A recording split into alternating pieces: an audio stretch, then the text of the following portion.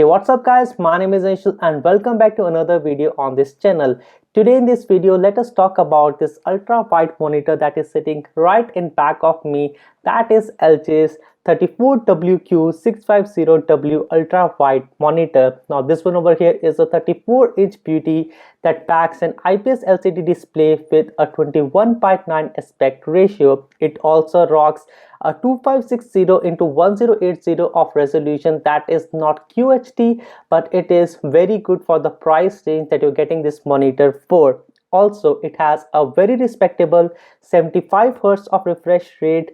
Plus, it also throws in some goodies like HDR10 support and AMD FreeSync, not to mention those built-in speakers as well on this monitor. I have been rocking this monitor from little over 1 year now, and it's time to spill the beans and see if this monitor over here is really a budget king of the ultra wide monitors in the year 2023, or we have some other competition, maybe from LG itself or some other competitor like maybe Samsung or from Gigabyte or something else. So without wasting any time, let's dive deep into this video. Now first things first, let us talk about the design on this LG ultra wide monitor. I just have one word to speak here. It is just a very classic and a very standard design to start with. It does not have some flashy LED lights and not something that you would not be able to use in your office environment.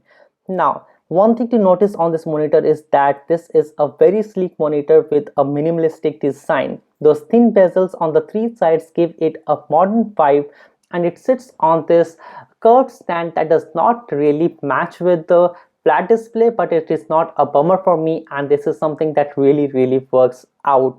Now, the stand is height and tilt adjustable but lacks swivel or rotation capabilities. The back of the monitor features a textured finish and a cable management clip for a neat setup. Onto the connectivity of this device, I would say this is not the best monitor in the terms of connectivity, because we have a lot of other monitors in the market that are not even at the same price range. It is like $100 or a $150 less, and it has more ports and more options in those monitors. But this one over here is just limited set of options that you can get on this monitor. The monitor offers one HDMI port, one display port, one headphone jack, and a USB-C port that can deliver up to 60 watt of power to your laptop or other devices.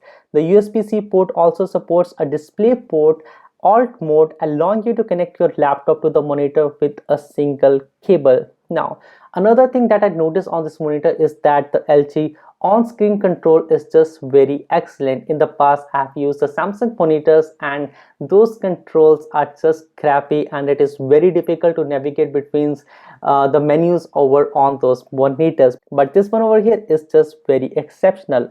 LG provides on-screen control software enabling customization of settings like brightness, contrast, color mode, split screen functionality, and more. Now onto the main thing on this monitor is the performance, and because it is an ultra wide monitor, this ultra wide aspect ratio that is 21:9 is the main thing, the main star of this monitor. It is a productivity champ, giving you tons of horizontal real estate.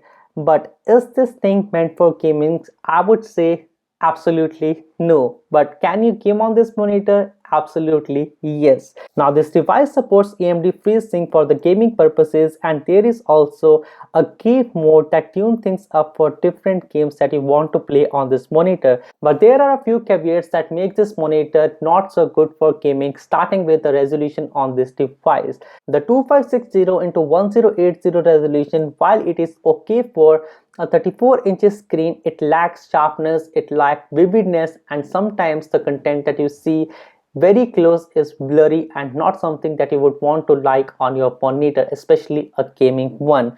The HDR performance also, despite claiming HDR10 support and VESA 400 approved, the monitor's peak brightness and the contrast ratio falls short for a true HDR experience, resulting in a subdued HDR content. Also, the refresh rate, which is just capped at 75 Hz refresh rate on this monitor, it is a bit better than the standard 60 Hz, but may not satisfy those seeking for smoother game experiences found in higher refresh rates like 120Hz, 140Hz, or the 240Hz monitor. It may not be a bummer for a lot of people, but for someone like me, it is just a big bummer. If I'm looking for a new monitor right now in the market, and if I'm looking for something for gaming purposes, I know this one over here is just not built for gaming, and I would not buy this one over here. Also, if you are in content creation and if you do not have a very good display, a secondary display, like I have the MacBook Pro 16 inches, it has a very good reproduction of the color quality, and I know even with this monitor I'm not worried about the quality of the colors that comes out of my videos, because I edit all my videos on the actual monitor screen that I have with my laptop and not on this display. The output is just not as good, the colors are not as vibrant, they are not as vivid, and even with this again HDR 400 VESA support, it just does not justify for content creation or the video creation on this monitor. Now talking about the pricing, because this over here is just the kicker. The LG 34WQ650W sits at 499 Canadian dollar right now, but here is the twist. LG also dishes out the 34WQ500V monitor that is almost very similar to this one over here, but it is not as pricey and not as costly as this one over here. It's got the same screen and the same resolution, but it skips away the speaker, the fancy Type-C Thunderbolt support, and also the height adjustability on that monitor. If you are like me and never use the built-in speakers and prefer a sleek monitor arm, you might ask, why does this 34WQ650W even exist? Because all the things that I'm looking for in a monitor, they're already there at just 319 Canadian dollars if I buy the 34WQ500B instead of the 650W monitor that I have in this studio. Now let's throw another competitor against this LG UltraWide monitor that I have in this studio right now. I'm talking about the Gigabyte 34WQC. Now this monitor has got a similar price tag, but it has got a better display with a 3440 into 1440 resolution that is QHD, a beefier 144Hz of refresh rate, HDR10 support, and AMD FreeSync as well. Plus it is rocking a VA panel with a 15,000 R curve. That means that the visibility is very natural and it is not very hard to reach at the other end of the corner of the display, just like this flat one over here behind me. It has got more ports too, with including a USB Type-C that's even more versatile. The HDR performance is a cut above with 350 nits of brightness and a hefty contrast ratio that is 3000:1. And do not forget about the quantum dot tag for those eye-popping colors. So well, what is the conclusion on this video? If you're in market right now and if you want to buy an ultra wide display and you just like this